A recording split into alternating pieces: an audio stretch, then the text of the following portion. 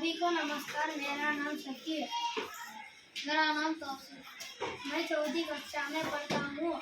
आज मेरा टॉपिक विशेषण, गुणवाचक विशेषण, परिणामवाचक विशेषण, संख्यावाचक विशेषण, संकेतवाचक विशेषण।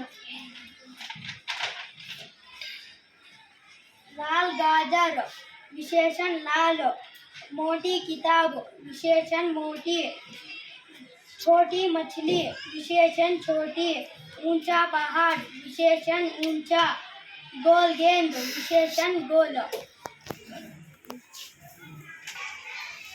रंग बिरंगे फूल विशेषण रंग बिरंगे, काले बादल विशेषण काले, चार संतरे विशेषण चार, सुंदर लड़की विशेषण सुंदर, पीला आम विशेषण पीला, हरा पेड़ विशेषण हरा, मोटा लड़का विशेषण मोटा, सूखा पेड़ विशेषण सूखा, चतुर लड़का विशेषण चतुर, बड़े अक्षर विशेषण बड़े।